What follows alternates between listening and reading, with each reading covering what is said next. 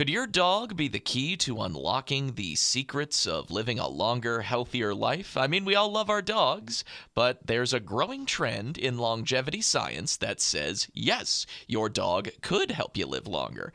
And my guest today is going to be showing how you and your pup could actually team up to boost each other's health. Today we're talking to Dr. Kelly Fishman.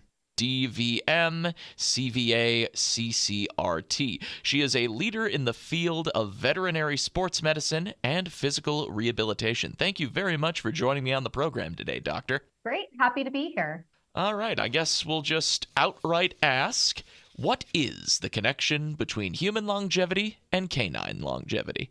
We probably all are aware of how important animals and dogs are for human longevity. That is probably not anything I need to, tell anybody much about. We all know how helpful they are for stress reduction. Having your dog cuddle up to you at night is just a great way for us all to relax and feel better. They keep us moving. If it's cold outside, like right now, it's I'm in Kennett Square, Pennsylvania, and there's lots of snow and it's 29 degrees. And I don't have a dog right now, but if I did, I would have to take them on a walk. They're ready to go. They're happy to be in the cold and the snow, and they keep us moving, which is extremely healthy for us. They've actually done a few studies in humans who've had strokes and heart attacks and shown that if you have a companion, and that companion can be a dog or a cat, that you're going to recover from your stroke or your heart attack faster and actually have more longevity. So, they do a lot of amazing things for us. And I kind of come in and say, as a rehab veterinarian and just also as a general veterinarian, what can we do to help make their lives as long as possible? And so that they're feeling as good as possible because they do so much for us. So you would say it's safe to say that there's a correlation between strengthening the bond between humans and their dogs, contributing to the physical and emotional well-being of both of them. Yeah, absolutely. So what can we learn about living longer, healthier lives from dogs? In the veterinary space, because we're able to see a dog from a puppy, they come in as their puppy exam. And then I see them at 2 years old as a young, healthy adult. And then they transition into a senior dog. And then sometimes, the end of their lives, we see that whole lifespan. And we've actually been able to do in veterinary medicine a couple studies to show and prove how to get your dog to live longer. And what they did is they looked at a group of Labrador puppies and they kept them really thin. And the thin dogs, and not starved or anything like that, but just a little bit on the thin side. Mm-hmm. And they followed these lab puppies to the end of their life and kind of kept them skinny their whole life. Those dogs that were kept thin lived 2 years longer. So we actually have amazing evidence just showing that to keep your dog a little bit underweight and not skin and bones, but just a little bit trim, extends their actual lifespan, which is pretty incredible. Oh, so it's just like people, how we need to have a good diet in order to live longer. Oh, yeah. And, I always tell people when I tell my clients this or people come into my exam room, I say to them, let me try to help you, tell you one thing you're to come into the vet today, and I'm going to save you money because I'm going to tell you to maybe not overfeed your dog so much. Don't, waste, spend a little bit less money on food. The other really important thing that's super important to me as a physical rehabilitation veterinarian and as a sports medicine veterinarian is understanding that muscle is extremely important, not only in potentially expanding the lifespan of your dog, because we don't have as much evidence in people, what we do in humans, showing that muscle can really improve your lifespan and improve how you respond to cancer and things like that.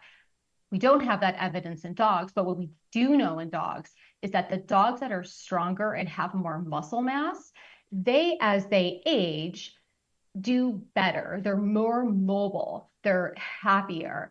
They're not, they're wanting to continue to go for their walks and do all the things that make dogs happy. So it's not that muscle mass is directly making them live longer, it's making them live better. And if they just have more muscle, they're less susceptible to injury, and they just kind of do better overall. And so that's a big important one to me that I believe has really been overlooked in dogs, because you never think like, gosh, like, is my dog strong and should my dog be strong? And is there any truth to the term dog years, like they live 7 years for every year a human does? Yeah, so that was one that was probably started off as a marketing campaign in the 1950s. And it was a way to kind of sell whatever they were trying to sell. But what we know is that because we have dogs that are different sizes. So I have a Great Dane who's living to 7, or I have a Chihuahua that's living to 15, or Bella, the oldest lab ever recorded, I think she was like 18, something like that. So we have dogs that are based on their size, but also their breeds, are living at different rates. So what they are looking at is actually why are they living at different rates? And there's some new evidence that's kind of coming out that there could be something in that I think some biotech companies are actually looking into. They don't have the answers yet, but it's actually they'd look to dogs first to figure out why are our smaller dogs aging slower than our bigger dogs. So unfortunately, that 7 year rule isn't really true. You have to look at the size of your dog and the breed of your dog to kind of understand how they're aging. Interesting. So, beyond going out on walks like we talked about earlier, what other strength training exercises could we do with our dogs? Yeah, so I always say I walks are great for checking quote unquote female, going outside and seeing what the other dogs are doing, communicating that way. It's great for their mental stimulation. It's wonderful for their cardiovascular, but it's not building strength. So when I have people come in and they bring in a 2-year-old dog and he's a lab and they're really worried that he has hip dysplasia and they're like, what can I do for my dog? I say, walks are great. They're great for cardiovascular endurance, but you need to be focusing on the muscle, and you need to also be building muscle in your dog. And so I give them a set of exercises to do.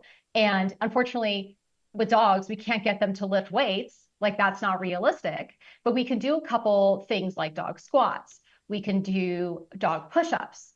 I kind of came up with an exercise that I called Doggy Ninja Warrior. And what that is I ask a dog to walk over a series of different unstable objects.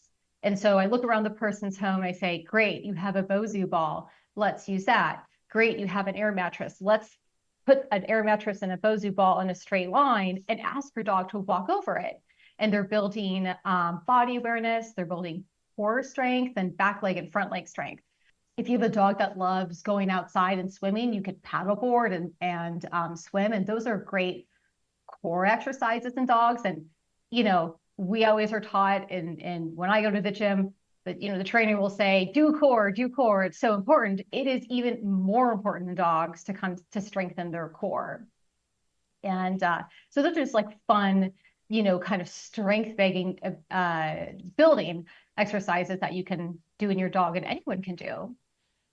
And would it be dependent on the breed? Because each breed probably would have like different musculature, different sizes. Would that come into play at all?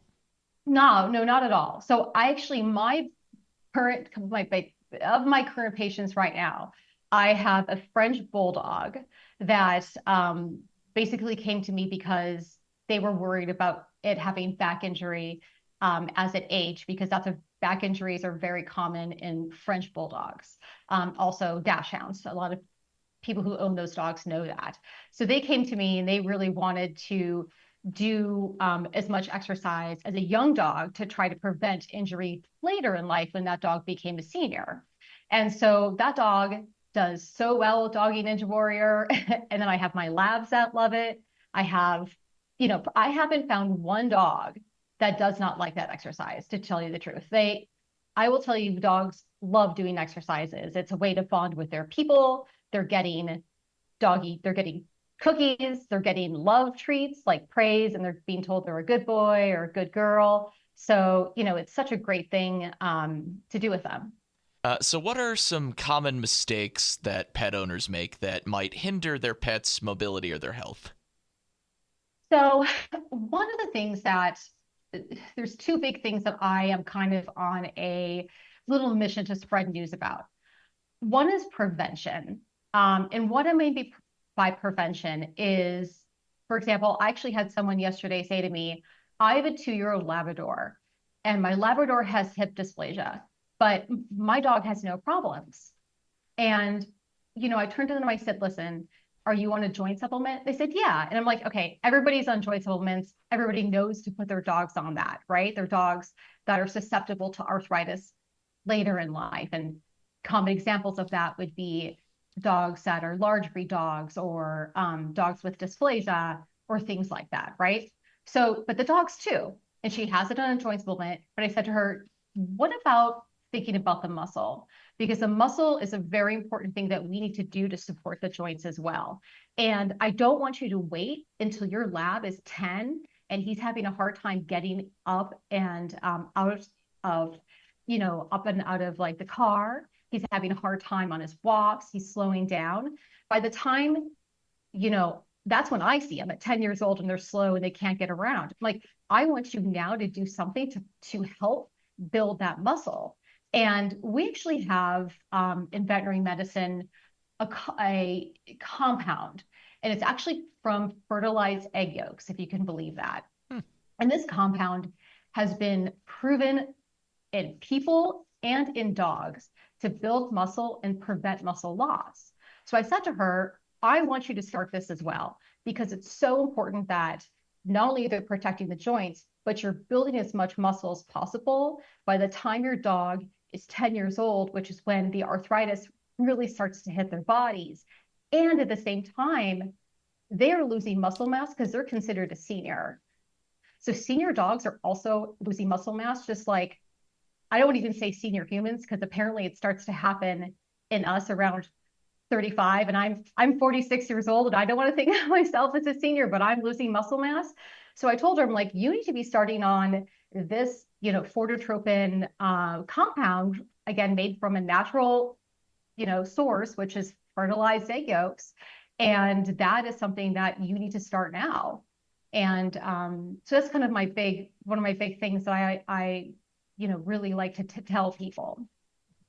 And where can our audience connect to learn more? So if they want to learn more about some of the stuff that I do, you can follow me on Instagram at Strut Animal, and I post exercises and do fun things like that. If you're interested in learning more about that muscle compound, which is a fortotropin, it's found in something called MYOS PET. And like I said, it actually, I didn't tell you this part, but it's a food topper. It's a natural compound. Dogs love it. So if they want to learn more about that and really thinking about muscle strength in their dogs, and I have to say, I don't think that general practitioners really know this. So people might have to go to the website themselves, because a lot of regular vets don't just have it at their clinics. But if they go to the MYOS PET website, they can, purchase it or read all the studies that they have there and learn about how beneficial it is for our little dogs. All right. And is there anything else you want to add before we wrap things up? Well, I just want to add that one of the other things is, it used to be that dogs that were old and seniors and riddled with arthritis, that was kind of a death sentence to them about 15 years ago. We didn't have much to offer. And I want people to know, if they have a dog that's slowing down, can't get up, is really having a hard time moving, there are things that you can do. And again, those things are, physical therapy, something that I offer, great pain management, options we have today, non-pharmaceutical things like acupuncture and heat and ice, and also building muscle. Like, I know it sounds like silly to a dog, but you go to a human, supermarket and you see a gigantic aisle full of muscle supplements, and that just doesn't exist in the dog space. So I just really want people to be just aware of it.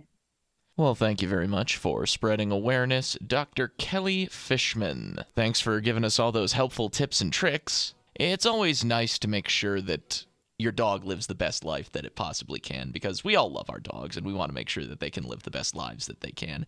Again, the Instagram for further information with Dr. Fishman, Strut Animal, that's STRUT Animal. And you can also check out the supplements at MYOSPET.com. That's MYOSPET.com. So if you want to learn more, make sure you check out either of those. Thank you very much for coming in, Dr. Fishman. Thank you, Nick. Have a great day. You too.